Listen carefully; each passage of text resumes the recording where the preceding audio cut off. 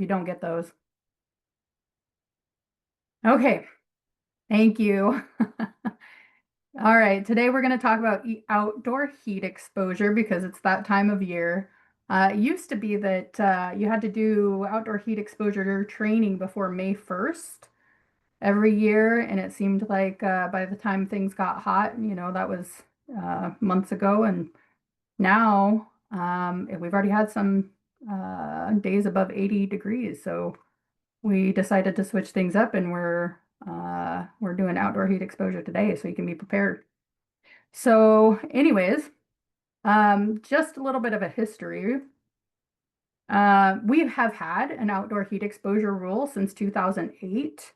In 2021, LNI was petitioned to modify the rule because some people thought that it wasn't effective enough, and people were still getting heat-related illness.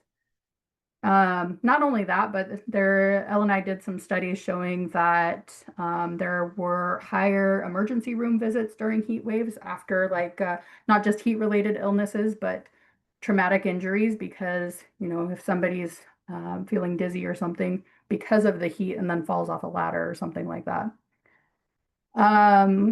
So in 2021 and 2022, LNI adopted a couple emergency rules, and in 2023, they started a permanent rule that permanently modified the previous 2008 rule. And so today we're going to go over, make sure that you have the most current information so that you can train your employees. So first of all, as temperatures rise, the risk of heat-related illness increase, of course. Under the new rules, employers must take specific steps to protect their employees when the temperature reaches new thresholds year-round. So not just May 1st. Anytime throughout the year, if there is a temperature reaching one of these two thresholds, you should have a heat-related illness policy and program that we'll talk about what all that entails here in a sec. These thresholds depend on the type of clothing that the employees wear. So for employees that are wearing non-breathable clothing, such as, vapor barrier clothing for chemical resistant suits, the threshold is 52 degrees. That's pretty common around here. And then when it reaches 80 degrees now, for all other clothing, these regulations go into effect. Now, just real quick, there is an exemption. This does not include incidental exposure. So that means anybody that is performing work activity outdoors for more than 15 or less than 15 minutes, sorry, in any 60-minute period, which that can be applied through every hour of their workday. So if they're only out there, checking on something for 15 minutes or less each hour, this doesn't apply to them. Here are the categories, the elements of the regulation.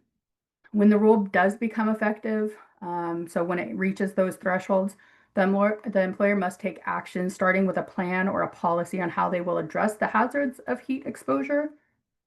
You have to train your employees on the hazards and how they can protect themselves. You must also provide water, allow for rest breaks, provide shade, so that's a new one, or some other method of cooling. Monitor employees for symptoms or heat-related illness, and have a plan to respond when an employee exhibits symptoms. These are the elements of the policies. This is another newer thing that the department's been adding into their regulation is that it has to be in a language that employees understand. So each of these elements for protecting your workers must be probably in English and then whatever other language your employees speak. And it starts with procedures for providing sufficiently cool drinking water, which the department defines as 60 degrees or less. Procedures for providing shade or other sufficient means to reduce body temperature, including the location of those and how employees can access them. So that's got to be specific in your policy. Your acclimatization methods and procedures, your high heat procedures, which we'll talk about because that's a new one too. The specific method used by the employer to closely observe for signs and symptoms of heat-related illness, and then emergency response procedures for employees demonstrating signs or symptoms of heat-related illness. Um, and then you've got to make sure that the policy is made available to your employees or their authorized representatives. Drinking water is suitable to drink. Make sure that it's suitable to drink and cool in temperature. There are other acceptable beverages, which include sports drinks, as long as they don't contain high amounts of sugar, caffeine, alcohol, soda. Alcohol and soda and energy drinks are not acceptable. Employers must ensure that there's a sufficient quantity of suitably cooled drinking water that's readily accessible to employees at all times. That doesn't mean that you have to have it all at the beginning of the day. You can go through and replenish it throughout the day. And then you just have to make sure that employees have an opportunity to drink it, at least 1 quart of drinking water per hour. You can't force them to drink water. So you have to provide it, but it's still going to be up to them if they drink it. Oh, there we go. And then encourage and allow employees to take preventative cool down rest periods when they feel the need to do so to protect themselves. If they're feeling like they're overheating, using sufficient means to reduce their body temperature.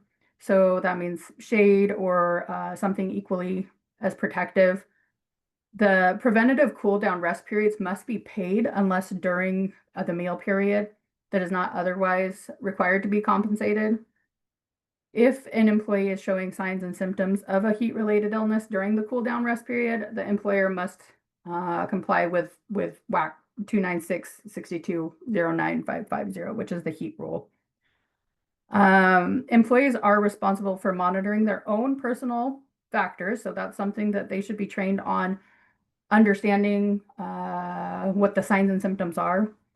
And then the employer must implement the following high heat procedures when temperatures are at 90 degrees Fahrenheit or higher. So up till 90 degrees, you do your rest breaks as usual.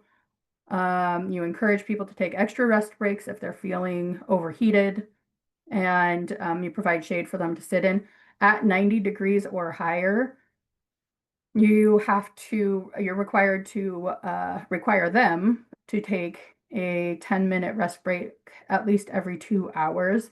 And then at 100 degrees or higher, it's a 15-minute rest break every hour. And then here's where we're talking about shade. You have to provide and maintain one or more areas with shade at all times while employees are present. These areas must be located as close as practical to the areas where they are going to be doing work, and they can't be adjoining to like a radiant heat source, so like not like running equipment or anything like that. They also must be large enough to accommodate the number of employees on a meal or rest period so they can sit in a normal posture fully in the shade. In lieu of shade, employers can use other means to reduce body temperature. So like misting stations like here, cooling vests, or air conditioned areas. So like your vehicles. Just make sure that the air conditioning is on or employees have a method to turn it on. L&I defines shade as a blockage of direct sunlight, which can occur naturally. So if you've got like big trees, just be careful with big trees because the shade does move throughout the day. Shade is not adequate when heat in the area of the shade defeats the purpose of the shade to allow the body to cool. So for example, like if you're sitting in the car, but all the windows are up and the air conditioning is not on, L&I doesn't count that as shade. Employers, so this is something new. The acclimatization part of the rule, newer, I guess 2023 was 2 years ago. Employers must closely observe employees for signs and symptoms of heat-related illness for 14 days when employees are newly assigned working at or above the action levels we discussed before, or when they return to work at or above those action levels after an absence of 7 days or more. And also when employees are exposed to high heat, 90 degrees or above, and during a heat wave, which LNA defines as when the predicted high temperature for the day will be at the action levels and at least 10 degrees higher than the average high daily temperature in the preceding 5 days. If that's not confusing enough.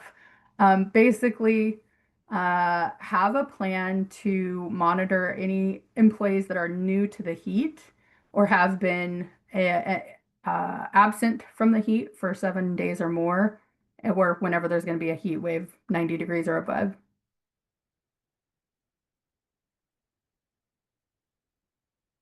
And closely observe means regular communication with employees working alone, such as radio or a cell phone. Those fill the requirements. Or you can use a mandatory buddy system, or if you think of some other effective mean to observe employees, as long as you document what it is in your policy.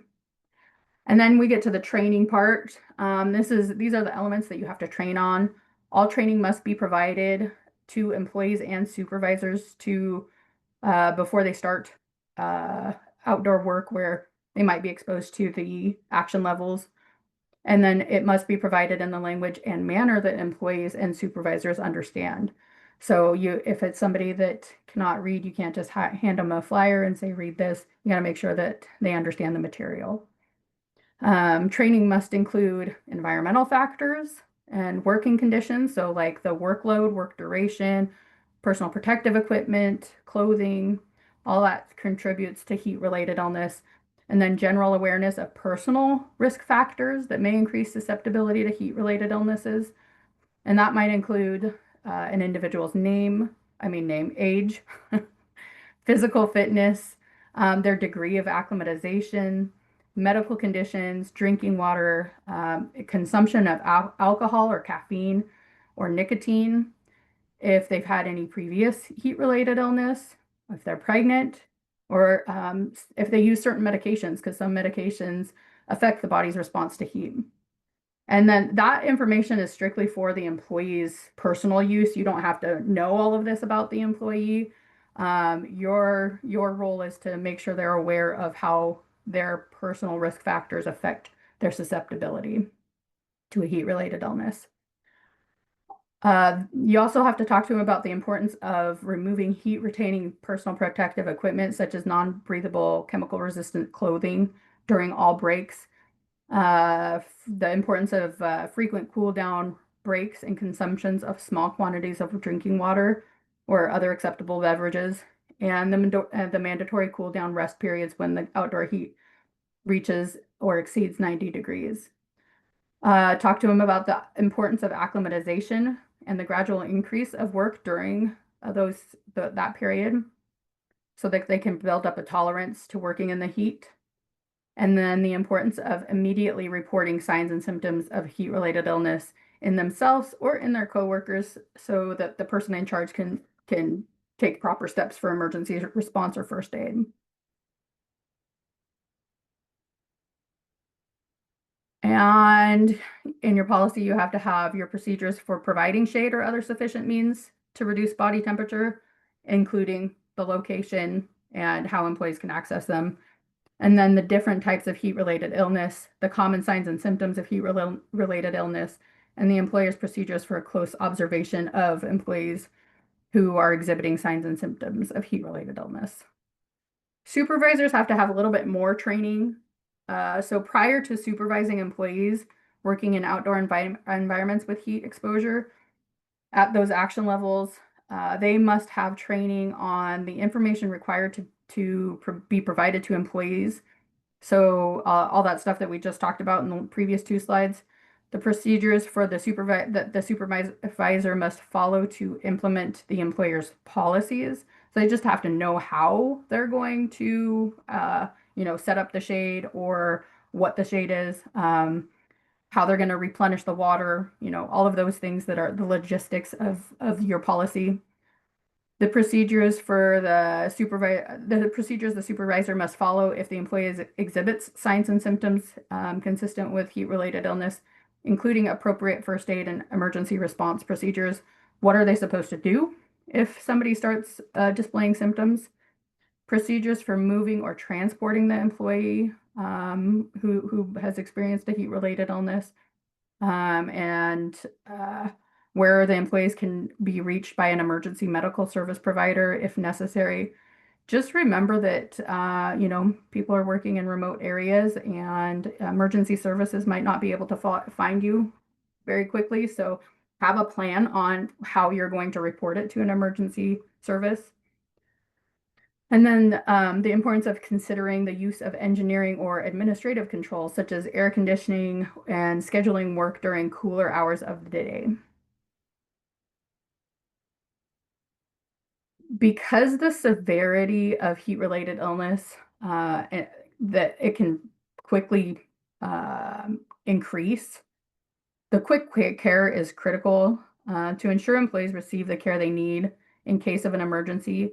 Employers must ensure that there's effective communication by voice observation or electronic means is maintained so that employees at the worksite and their supervisors can contact each other to report the signs and symptoms. So this is a newer addition that you have to have some communication plan, two-way communication plan, ways for you to report to employees that, hey, it's a high heat day. These are what we have implemented, and also a way for the employees to report back to you. Employees that show signs and symptoms must be relieved from duty and provided with sufficient means to reduce their body temperature. They must be monitored to determine if you need to take further medical action. And you have to have a plan to ensure medical services can find the employees based on your location, which may or may not have an address. And here's just an overview of the updates. So basically, I mean, if you've already got your outdoor heat exposure policy and everything, you can use this to update it if you need to still. Otherwise, just take the FAR column with the current rule information and you can apply that. It's also one of the resources that I attached, which I know we have some latecomers, so I'm going to attach it again because for some reason it won't show unless you're on. But one of the resources, I have a sample policy in there. I also have attached a safety meeting that you can use with your employees in English and Spanish, and just a copy of the presentation. Additionally, here's some other resources you can use. There's a QR code if you want to scan it, or the links that you can use.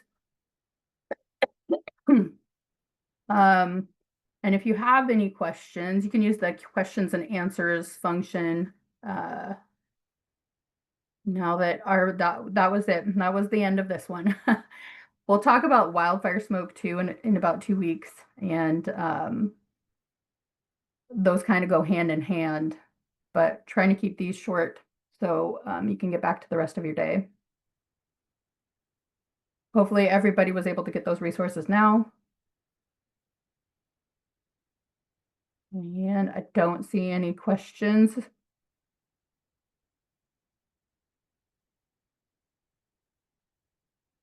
All right.